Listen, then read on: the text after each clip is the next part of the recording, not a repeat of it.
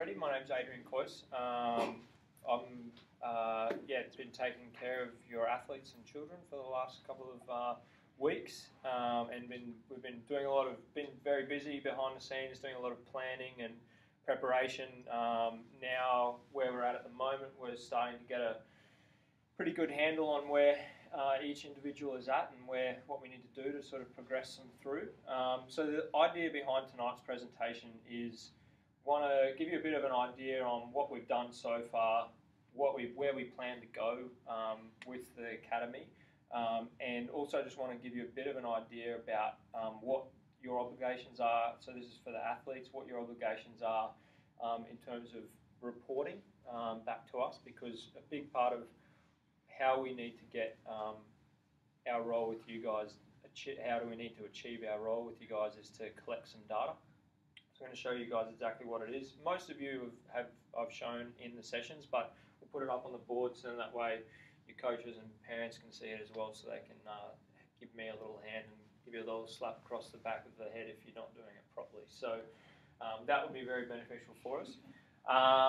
And then just give you a bit of information on how we need to, why training load is important, and how we can work on that for the future. So actually, Chris, would you mind being on the I can do PowerPoint for me?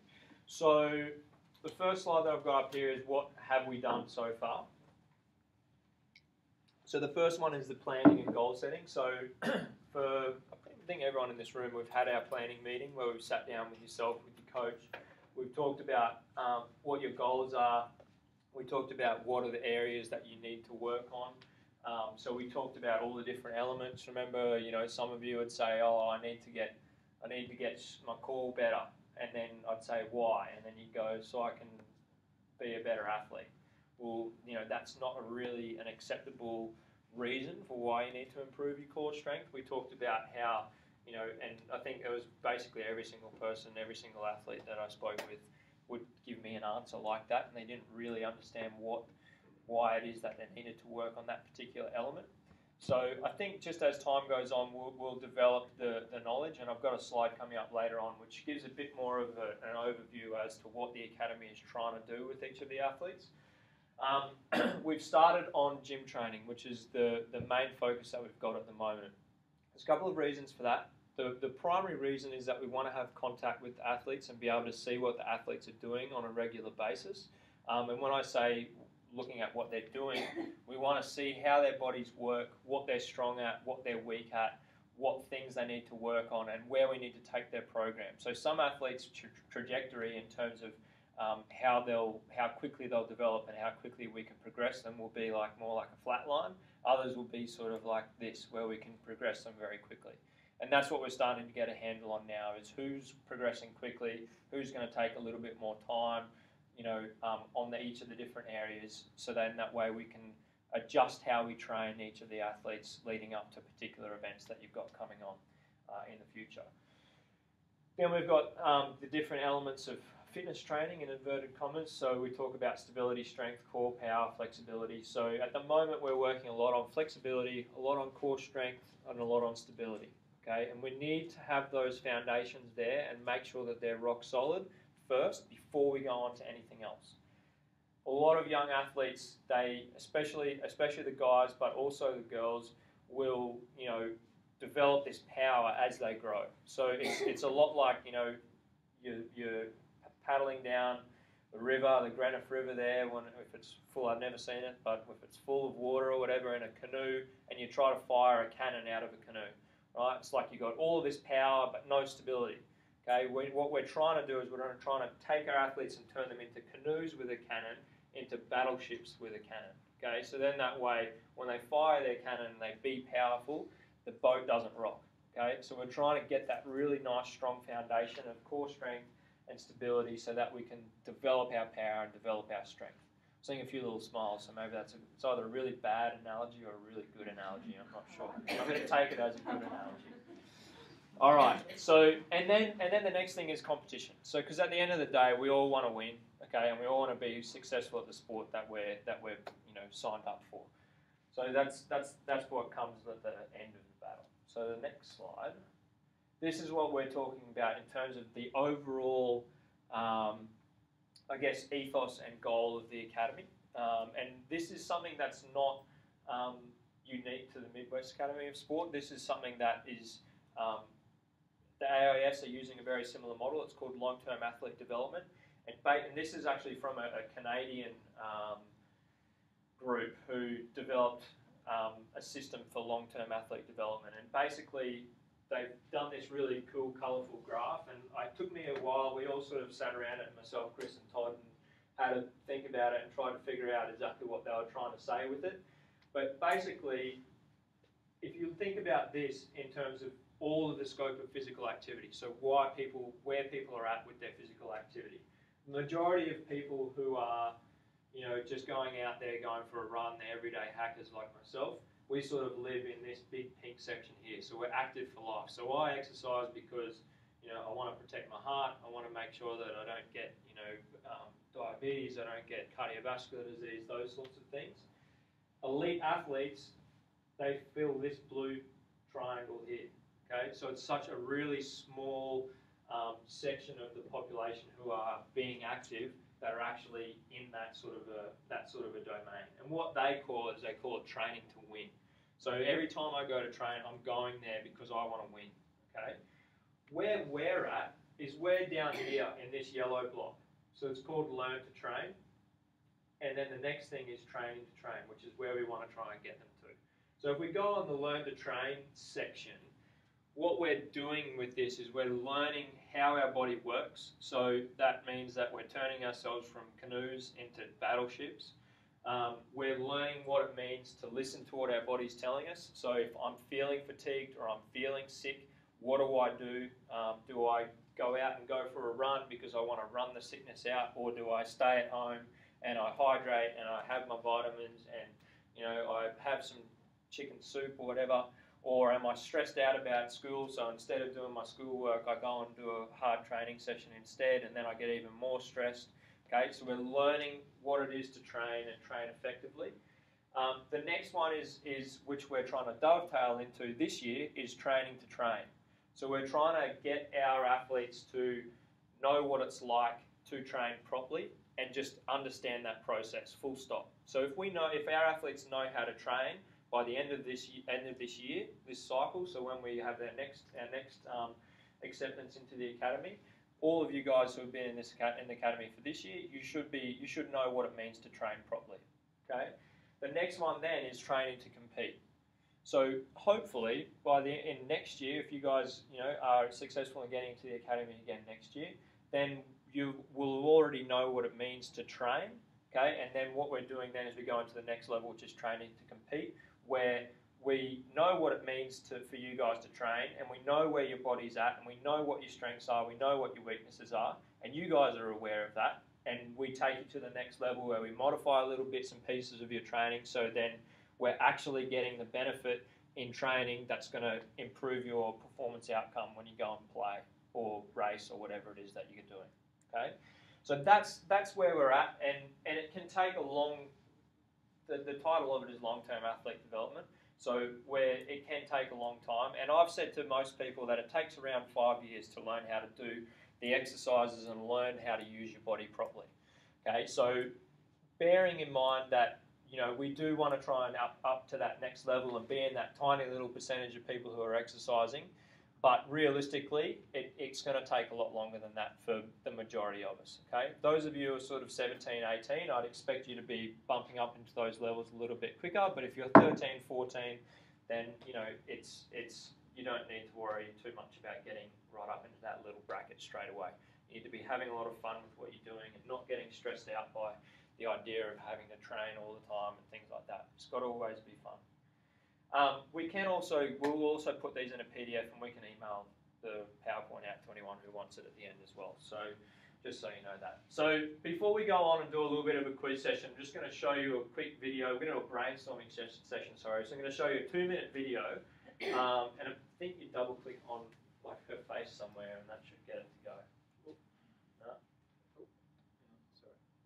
On her face, something like that. So then maybe try. Todd said try. This little link back here, that little guy. Right, that makes a bit more sense. He set it up. There's 4 different ways I can play this video, so this is the second way.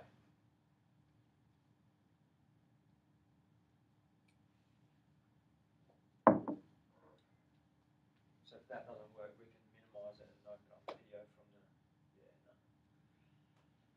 Oh, yeah, it should be okay to proceed. You don't mind if there's lots of viruses on your phone? That's fine. Alright, so let's just have a little listen to this.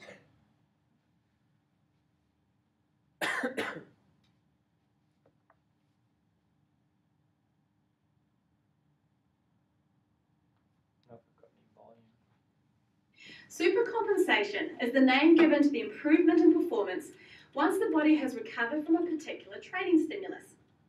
In order for the supercompensation effect to work, the stimulus must be above and beyond what you would normally do, which causes a decrease in performance due to fatigue. Once the body has had a chance to repair, recover and adapt, the body will be left feeling stronger and ready to perform at higher levels. One of the key concepts here is that the stimulus must be above and beyond what you would normally do. If you run every day at the same intensity, it is unlikely that you will see a change.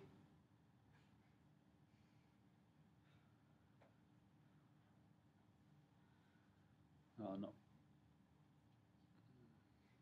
Alright. We want A change in performance. However, if you started adding some runs that were very high in intensity, like when you're doing interval training, there is likely to be a supercompensation effect. Likewise, when strength training, if a client added more weight that is above and beyond their norm, then there will be fatiguing both during the workout, after, and the next day. And then after 2 to 4 days of repair and recovery, the client should feel stronger and be able to lift heavier or do more reps. The second key concept here is the concept of fatigue and recovery. Fatiguing is quite normal, and provided that technique and form is still good, then there is nothing wrong with pushing to that level. But the more fatigued one is, and the greater the overload, then the longer the recovery is needed. The body has to have adequate recovery in order for it to adapt. When load in the form of resistance training is involved, recovery can be days, whereas it is quicker to recover from cardio training. If the client starts training again without adequate recovery, supercompensation will not occur, and in fact, they are likely to see a decrease in their performance. Alright, so that's a pretty complex sort of a concept to get. You don't have to understand it. We were born to move. So how can you help your body while you're seated? Rethink your... So you don't have to understand that concept as it is, because I don't even really love that as a concept that much, because I think it just ties you into too much of a box. But I just wanted to show you the video because I like that graph and I'll use it in a little bit. But I want to do a bit of a brainstorm session, and anyone's able to be involved in this. So I'm going to tell you right now that you've got 3 different ways that you can prepare for an event. So if you think that we've got our timeline here, and this is in 6 months' time, okay, and we're here today. Simon's just going to get a decent one, sorry. So if you've got your long-term development, your long-term preparation, your medium-term preparation, and you've got your short-term preparation, give me firstly, just someone yell out how long you reckon. Remember, we've got our timeline over there, so this is today, and then you've got your 6 months. How long is long-term preparation? What's our sort of timeline there?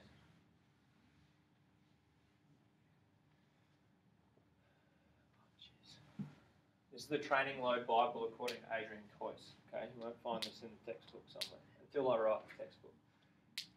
How long? Give me a time. 5 years. Years, months. Years and months. Let's talk about that first.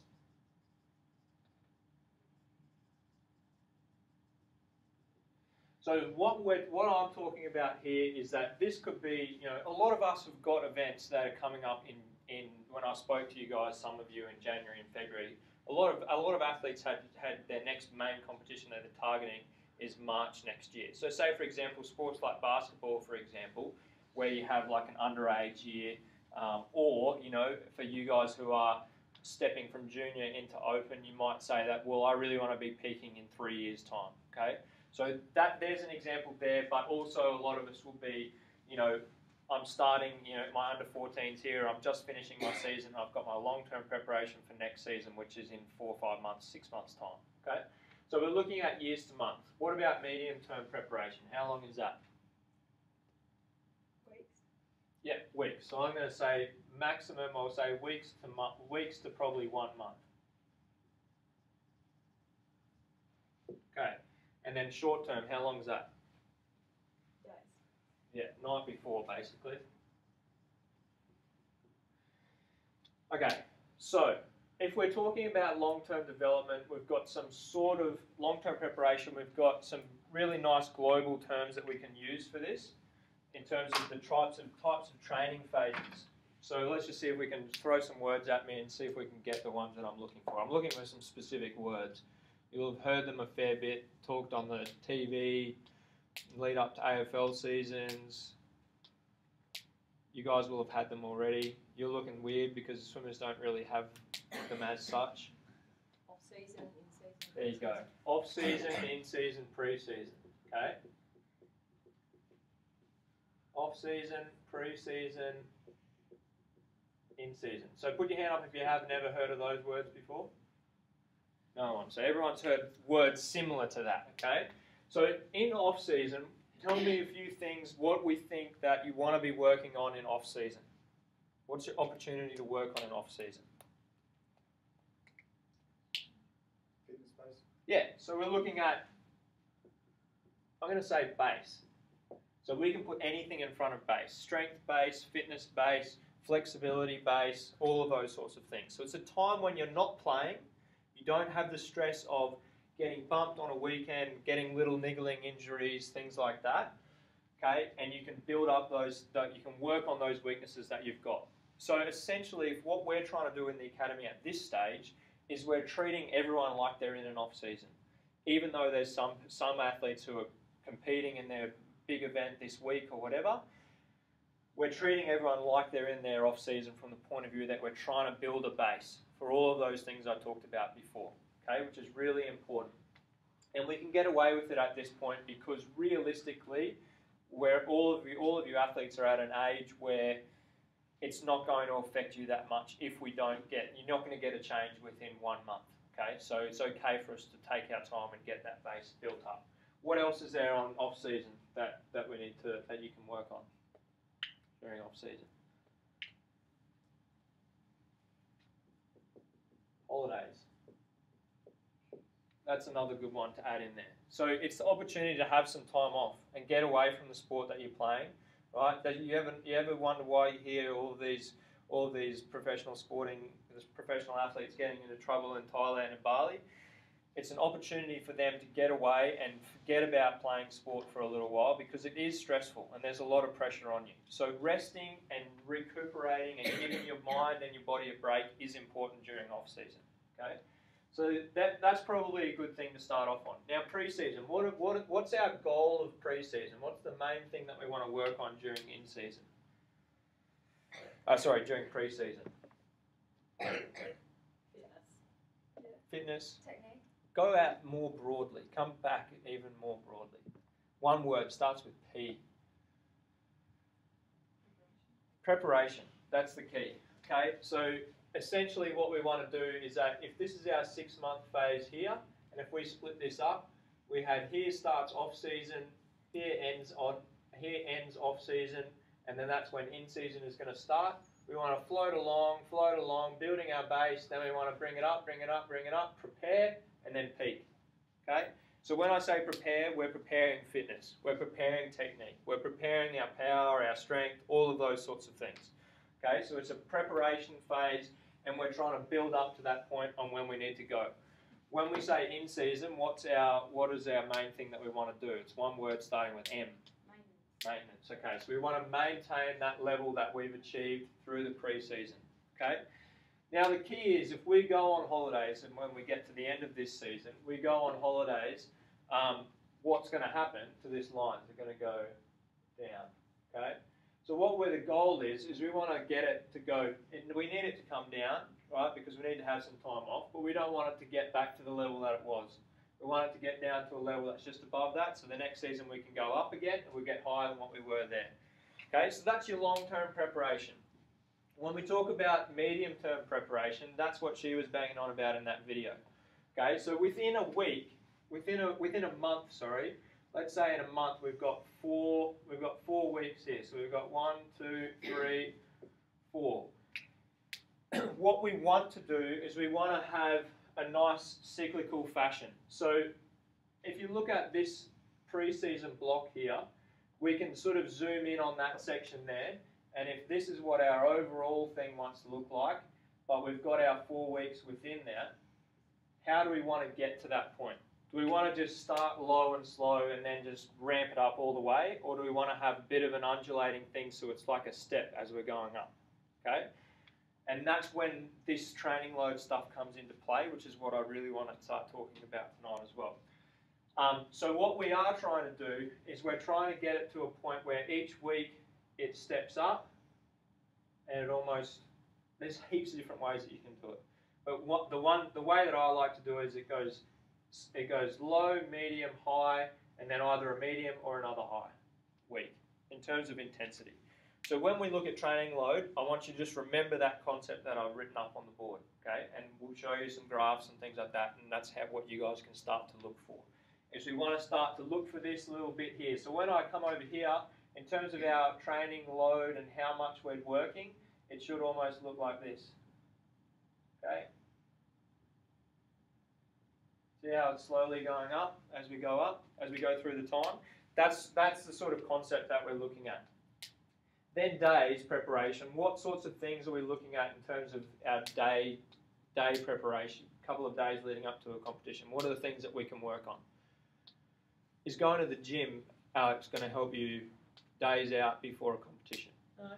No. Okay. So if I start gym training 5 days before I've got a big race or my season starts, that gym session is not going to do anything. If anything, it's going to make me compete worse because I'll be sore. So what are the sorts of things we can do? Tapering, right? So we want to get our training load to come down. What are specific things that we can do? Eat well. Eat well, right? So our pre-game diet, all those sorts of things we need to do well. What else? Sleeping, very, very underrated and very, very important. Okay, sleeping is the #1 thing. It's actually been some really good studies recently that have shown that sleeping is the best thing that you can do for your recovery after games and training sessions, okay? Which is hard for some of you guys, especially if you're going to train and then go home and eat and then study until 10, 11 o'clock at night and then have to get up early the next day to go to school or training or whatever. So sleep is really important. Other things, massage, pool sessions for recovery, making sure that you get your travel set. If you're traveling 4 hours on the day of the game, is there a way that can be modified so you have to travel less or whatever? Okay, ranges of different things there. So, bearing all that in mind, that's a really whirlwind explanation of training load. We're going to think, at the moment, our mindset is long term. We're thinking in the long term here. So we're building our base, we're building up. As time goes on, you guys will be as you're coming into season or you're coming into your leading up to your competition, we'll start thinking more intensely about the medium-term preparation. So we'll start looking 1 month, 2 months ahead and thinking, okay, what do we need to do to get you peaking for that event in 1 or 2 or 3 months' time? Then a couple of days or weeks before your event, we'll start looking at what do we need to do to get you prepared for your event that's coming up in 5 or 6 days. So we'll look at your psychological preparation, your recovery, your sleep, all those sorts of things. Okay, but in the meantime, we're living in the long term. Okay, and we might live in the long term for this whole year for most of you because building that base is the most important thing.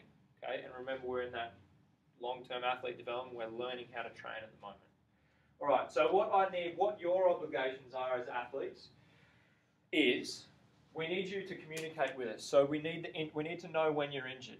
Okay, so who are you going to call if you get injured? Who said that?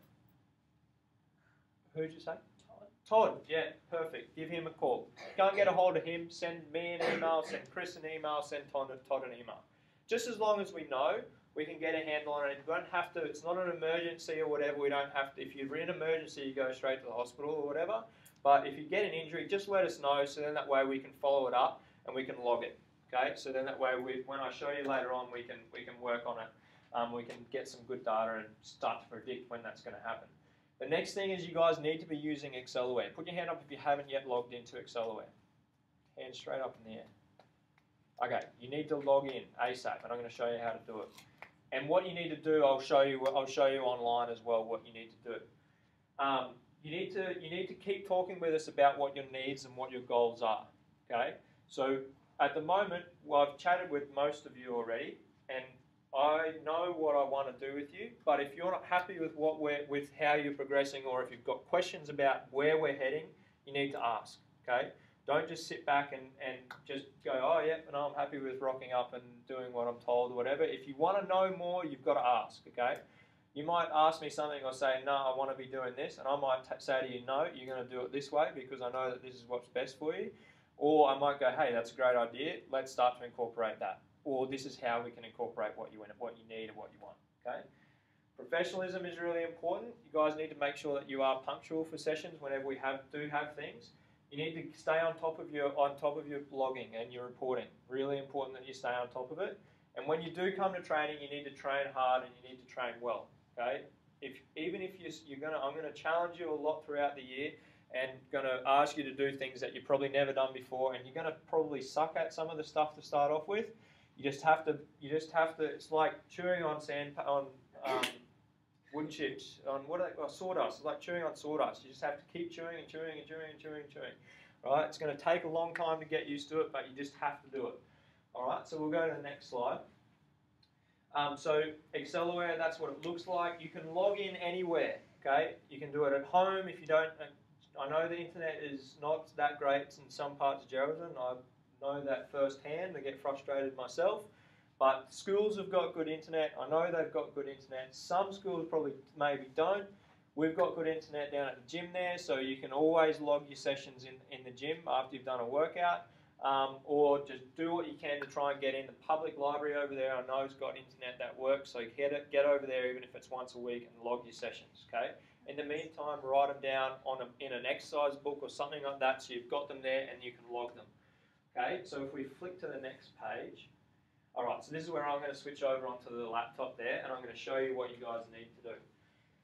So I'll show you first the things that you need to do. Most of you have seen this, so if you've seen it and you know what it is, bear with me, but I need to show everyone.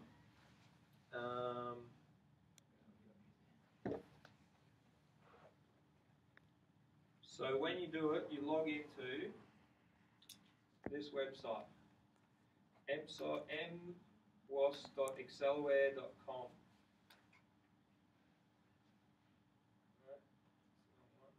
If you want, you can go into the admin one and impersonate, or if you want.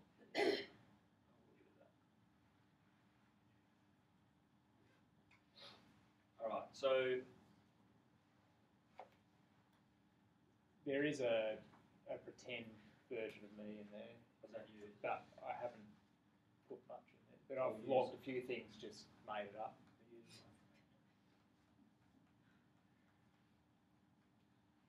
this one here? Yeah.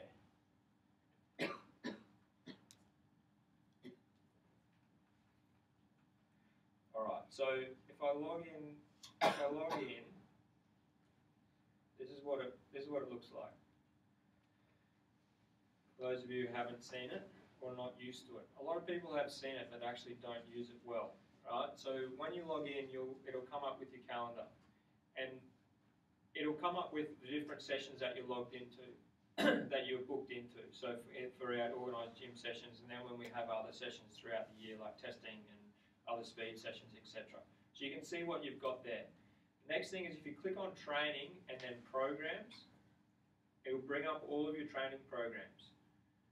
So I'll have to show you how to do that. So it'll bring up all your training programs and they'll be down here in a hyperlink. So all you do is you just click on the training program, okay, and then it'll bring it up and preview, and then you add in all of your results. All right, so I'll just do it because it's important. It'll look something like this.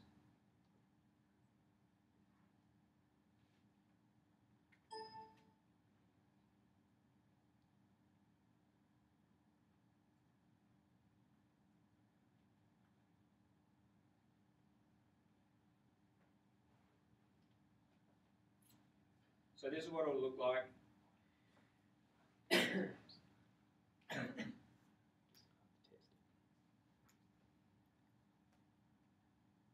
Alright, so all you do is you just go straight down the page and you just click on each of the different sections once you've done the exercise, and then you type in each of these things here, how much weight you did. If you did no weight, you write 0. If you did 10 kilos, you write 10, etc., etc. Okay? So once you've done that, then the next thing, so training programs is really important, and then what we can do is we can click on personal bests, and then we can bring up all the exercises that you've done, and we can look at what your personal bests are.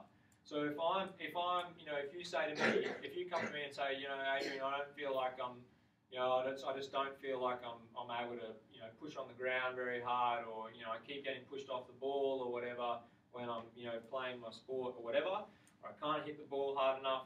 I can look at these exercises here and I can see when the last time was that you did a PB, personal best. And that can give me some indication as to whether you're progressing or whether you're starting to plateau a little bit. I can also exercise I can also graph your exercises, so I can see whether you're progressing on different things, and we can get a nice graph. The other thing that I need you guys to start doing is training load. So if you click on training load and you click add results, so let's say, for example, a whole bunch of guys and girls did a training session this afternoon. So they started at 4:30 and they did a strength session. So on here we've got all the different types of training sessions. So conditioning, that might be if you just go for a running session or you do a pool swimming session or something like that. Not a skills-based session, that one. That's just basically all about fitness and conditioning. Game/competition is anything, obviously, it's pretty simple. Other would be things like if you've got PE class where you do, you play dodgeball for an hour or something like that, or you rope climbing or whatever it is, or you go rock climbing, or you go sandboarding or whatever. Then you've got things like recovery sessions if you just go for a swim at the beach. If you're doing just purely skills, or if you do skills that are, where you do half of the skill work, game-based stuff, and then like half of it might be like a running session or some court sprints, etc., etc. So you fill in those different things as to what you did. So that we did a strength session this afternoon. It went for 60 minutes, and then you need to rate that session. So this is really nice because you can see the scale is 0 to 10. Okay, now most games we say are an 8 out of 10. What this is, it's called a rating of perceived exertion. So basically I need to, when I rate my sessions, I take into account my physical well-being, my mental well-being, how tired I am coming into the session, okay, and then just give an overall descriptor for that particular session at the end of the session. Okay, so wait until you've, about 5 or 10 minutes when you've got your breath back and all those sorts of things, and then sit down and go, right, what are the sorts of things coming into a training session make you tired? Yell them out. School, right? So you've been busting ass all day at school, learning about algebra and stuff that you're never going to use again. Okay. So school, one thing. Mentally fatigued. What else? Nutrition, right? So what about nutrition? What's one of the big things that I see kids not doing or doing poorly with nutrition? Finish school, go down to the bakery and get like a big jam donut, or go down to that Macca's, which is on the way from Nagel to Central West, right? And pick up a cheeseburger and fries before you're about to train, okay? None of that crap is good for you. None of it, okay? So don't ever do it, or don't ever let me see you do it, right? Because I'll be very upset. All right, so nutrition. What are other things that could get you down? Sleep is one. You haven't been sleeping enough. Okay. Cold spars. Exactly. Sicknesses, little things that are little niggling injuries, any sorts of little sicknesses, any of that sort of stuff. What about if you guys are starting to get to that age, maybe a bit too young, but if you start to have a little bit of a relationship and maybe that doesn't work out, and then you come to training and you're a bit upset about that, okay?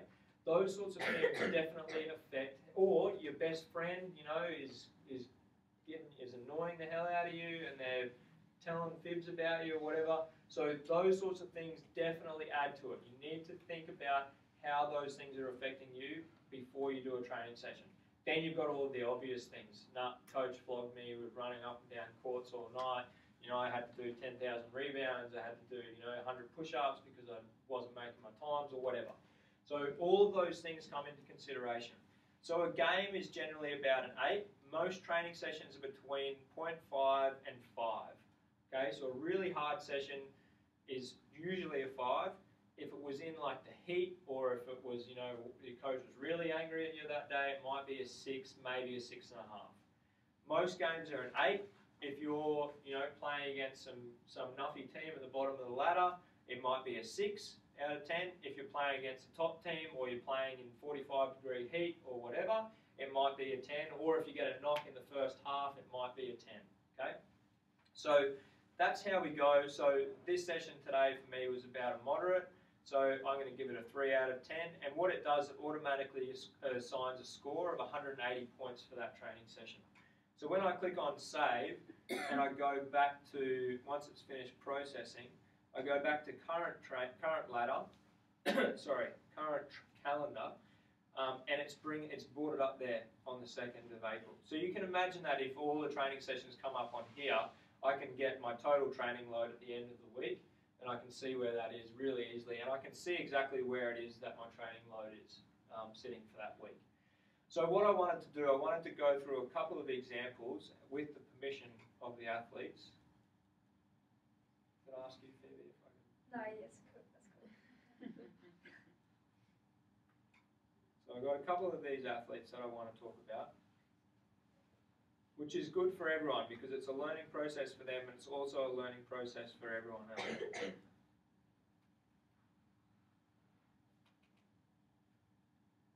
The other thing it'll do, it kind of multiplies your load out of 10, or sorry, your RPE out of 10 by the time as well. So say, John, if you go out for a 4-hour bike ride, even if you put it was only a 2 out of 10 because you were going really slow, because that's what you're supposed to do, it'll still, if you say you did it for 4 hours, it'll still give you an equivalent load. So, yeah, so just because it was really long doesn't need to be a 10 out of 10 or whatever, unless you did really thrash it all the way. All right, so a couple of examples I wanted to go through, not because they're good or bad, just because they're just good examples for me to talk through. Claire, did I ask you if I could? No. I only got 2 out of 4. Sorry about that. All right, so if we look at Emma first, this is, remember how I drew those little stepwise things up? This is your graph here. Can everyone see that at the back there? Is that all right? Okay, so you can see here. This is when we started doing it towards the end of week 1. Not many people did it. Week 2 is where we started to do it. So we're still not got all of our data in here. And then this is this current week. That's last week. So we'll give you an example with an elite team that I work with, an A-League team that I worked with back in 2009. We had our highest rating training load athlete. His average is around 4,000 points a week, and he's playing in the A-League, highest level soccer in the country. He was a very high training load guy, and he could tolerate a lot of training load. Never missed a game through injury, and he was most weeks sort of 3,000, 3.5, and then in weeks where we had 2 games, whatever, he'd go up to sort of 4,500, something like that. Emma here is at 4,940 for last week. So what did you do on the weekend? I had country state trials, which is 9 hours. Yeah, over 2 days or something, wasn't it? Yeah. So basketball is one of those crazy sports where they play just ridiculous amounts of hours. okay, of sport. So now I'm not picking on Emma here, but knowing that she's got 9 hours worth of training on the weekend, what can we do in the week leading up to that to try and, if I'm telling you that really you shouldn't go above 2,000, maximum 2,500 in one of those weeks where you're right up the top, what can we do in the week leading up to that weekend to try and prevent this from happening? What do you reckon? Less training during the week? Yeah, exactly. Or, it doesn't necessarily have to be less training, it just means that we have to do it a little bit differently. So shorter sessions that can still be hard, but they're shorter. So like what Chris just said about Jonty, if you do a 4-hour ride, which is 360 minutes, I think that's right, no? 4 times 6, 240, yeah, 240 minutes. There's that algebra. 240 minutes multiplied by 2, okay, and I'm not going to give the answer to that because we're going to get it wrong, right? As opposed, if we know that we've got 480 points available, we can make up that 480 points by doing, instead of a 240-minute session, we can do a 100-minute session, but make it harder. Does that make sense? So what we can do is, in the lead up to a weekend like that, we can just modify our training sessions to make them shorter but harder, or longer and lighter, or whatever throughout that week, so we don't get to that point. So why is it important? You say, well, who cares? It's 4,000 points. What does that mean? It doesn't mean anything. There's been really good data to suggest now all of the pro teams use this type of software, or this type of monitoring process, and they've found that once you get to a certain threshold, and each athlete is different, your risk of sickness, like little colds, flus, different infections, your risk of niggling injuries or catastrophic injuries goes up exponentially. Okay, so I can't say that this week you're going to blow your ACL out, right? But what I can say is that this week you're not going to train very well because you had. And how do you feel at the end of that week? Not very good. Like crap. Okay, she feels like crap, and straight away muscles are sore. Coming into sessions doesn't feel great because she's still tired from the weekend, plus all of the driving up and down from Perth, which all you guys have to contend with at some point. So we just want to try and change that if we can a little bit to get a little bit better result. So next thing we look at, these other graphs don't mean anything at the moment because we haven't got enough time. We want to look at something that's a little bit different. So this training load graph looks a little bit better. So if we look at our totals, we're less than 1,600 points. Okay, so at the moment, and you've input all of your data, haven't you, for all the training sessions you've done. So for Claire at the moment, she's actually, we're sort of nursing her back from a little bit of a niggling knee injury. All right, so if I say that 2,000 points is an example of a hard week, okay, at the moment, because we're trying to get her back from an injury, we don't want to get her anywhere near that, okay, because if we do, we know that we're going to put her on that threshold of maybe pushing that injury over and making it worse, okay. So that's the benefit of this type of data that we want you guys to collect, and why it's really important for you guys to collect, so that A, we can maybe prevent injuries from sickness from happening, or B, if you do get injured or you do get sick, we can monitor your training load as we go through the week, and we make sure that we don't top you up too far, okay, and push you over the edge. All right, so then the next example we want to have a quick look at, actually they're all basically the same, so I won't worry about it. The only one I wanted to show was Phoebe here. Why I wanted to show her, she's at 800, 900 points. You might go, well, why is she different? Phoebe, which one are you on out of those three? Off, in, or pre? Off. Off season, okay? So she's on just a lighter training load at the moment because she's in off season. Whereas when that switches into in season, she's got some games in there, she's got training sessions for skills, she's got training sessions for gym, etc. That training load's going to go up, okay? So that's just the reason why I wanted to show you that. And then Michaela, you're basically the same as Claire, except this is basically going to be more like what you're fit and healthy at the moment. This week here is 2,250 points or near enough, okay, and then 2,000 points, and then this week is a little bit lighter. I don't know whether you've inputted all your data, but hopefully by the end of this week should be more around the 1,200 to 1,500, so it's a little bit lighter, so we're getting that nice stepwise up and then come down, and then we go go up and then we come down. Okay, does that sort of make sense to everyone? So at the moment, the data that we've got on our athletes, it just isn't enough. You need about 2 to 3 months worth of data to really start to see the patterns and see how it all fits in. But as time goes on, when you guys are being diligent and writing all of your training load in, we'll be able to see what the patterns are, as they start to develop. Okay, and we may not look at it until something goes wrong in the initial stages, that's just the way it goes. We just need to learn what works for you guys. And hopefully it won't be anything too bad. It'll most likely just be when you do your fatigue questionnaires that Chris sends out at the end of the month, it'll be, hey, you know what, I'm answering these questions and I actually am. I'm really tired at the moment. So then what we can do, we can go back and look at your training load, and I'll guarantee if you've been filling it out, we'll be way above 3,000 points, and you probably have a couple of weeks in a row where above 3,000 points. Okay. So the final thing I wanted to do before we finished was just wanted to give you a bit of an idea on how we can prevent getting right up into those high levels. So if we look at, say, your Monday, if we look at Monday, Tuesday, Wednesday, Thursday, Friday, Saturday, Sunday, if this is when our competition is on here, let's say we play for 100 minutes. I really wish I hadn't made my gaff about maths at the moment. Let's say you play 100 minutes and you rate it an 8. So that's 800 points. So what's the maximum I said we want to try and target at the moment? Let's just say hypothetically, what did I say before? 2,500 points.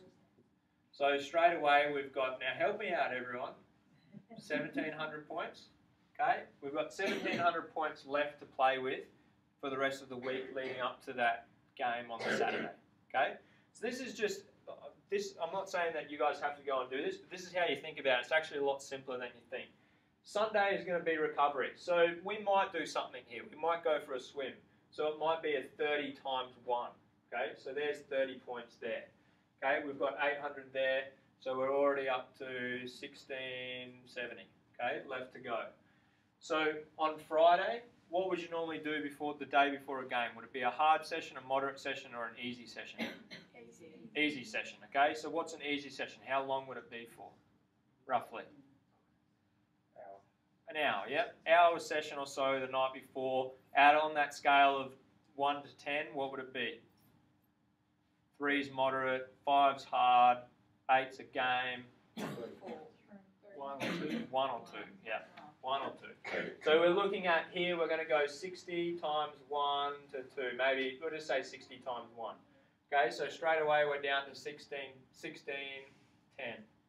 Okay, so we're here at 60. So somewhere in here, Tuesday or Wednesday, that's when we can do some hard sessions. So we've already played over here on the Saturday, we've recovered Sunday, Monday we'll do a training session, Tuesday, Wednesday we want to do some hard sessions, okay? So let's just say, I'll just throw it out there, we're going to do 100 times 5, and it's going to be a 5. So 100 minutes at 5. So we'll do that there, we might do another one there. Now that could be in 2 sessions, okay? You could do, a 300-point session as a skill session, plus, you'd have a gym session in there, which might give you the other 200 points. Okay, so then straight away now we're down to 610 left to go. We've got to fill out Monday, we've got to fill out Thursday. Okay, so whatever it is, we put a 300 in there, we put a 300 in Thursday. Okay, so what we can do is as we go along here, we might get to Wednesday, we might get to the end of Wednesday, and instead of being at what we said, we've got 610 points to go. Hang on a second. I'm just trying to work back now. So we might be already at, let's say we get to Wednesday and we might be at 2,000 points already. Okay, or we might be at, we'll be at 1,500 points already.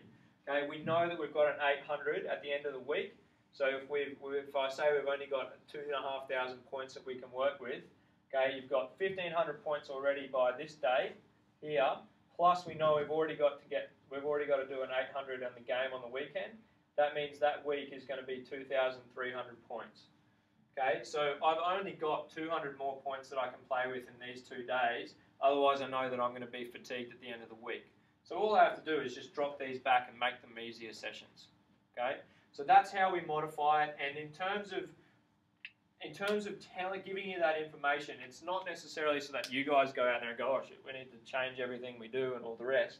But that's what we're going to look at if we find problems. Okay? If you're getting fatigued, if you're finding that you're showing up to games on a Saturday and you are already tired, those are the sorts of things that we'll look at. And if we don't have that data because you haven't been filling it in, there's no way, we just can't help. Okay? Because it's just going to be, oh, okay, we'll rest up a bit more or eat a bit better or whatever. Okay? If we have that data, we can say, right, what are you doing on Monday? What are you doing on Tuesday? And go through each day, and we can fix it and make sure that it's perfect for you guys. And that's all part of the whole idea of learning how to train properly. Okay? I think I kept it pretty simple, and I got a bit crazy at the end, but that's all right. That was me getting a bit excited. Can I add one thing that I think is probably pretty important? If you've had like a few weeks and they've been really hard, or you've been building up, you've done a moderate and a hard, then a very hard week, then you know, right, I've got to get that easy week in really soon. Take some leadership over yourself. Speak to if you're doing 3 different sports, speak to your coaches in those 3 different clubs and just say, hey, I just really need an easy week this week.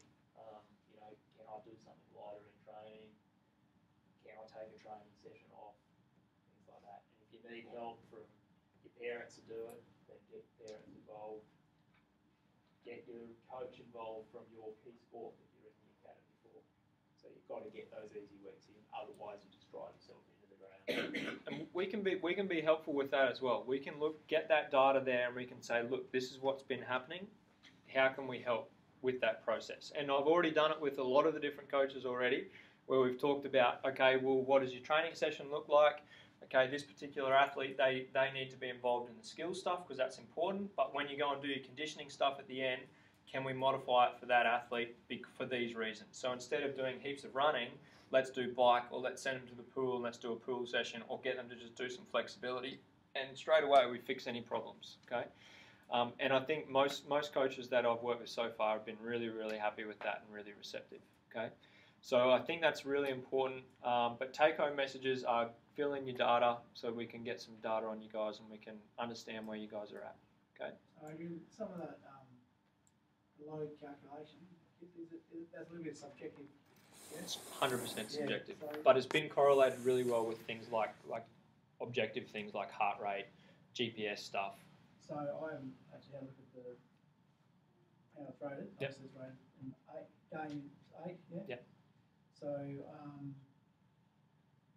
how do, some athletes are doing, 10K runs and they're doing them quite a quick pace. Yep. For them. Yep. How do they rate that sort of thing? As time goes on, they'll eventually get to the point where they'll play a game and then contrast that between their 10K run, and they won't be the same. So use your game as the metric. Yeah. Games will always be. Yeah. But having said that, though, the very first time you go out and do a 10K run, it could be an 8, and that may not be wrong. Yeah. As time goes on, they will find that whichever sport they play, the game will always be the king. If you do a 10K time trial and race it, it's probably a 10. If you're going to collapse at the end. And that's fair game, and that's fair game as well. Adrian, yep. Is that printable? So if yep. they were to take it, they could print that out and take it to another coach and educate them. Yep, definitely. The best way to do it as well is that once you get that graph going, you can just like screenshot it and just print that one thing. And I don't know, whoever's using Macs, I do it on my Mac all the time, and it just automatically makes it landscape and it's full size. It's really, really nice to look at. And if you don't know how to do it, I can do it for you. So that's easy.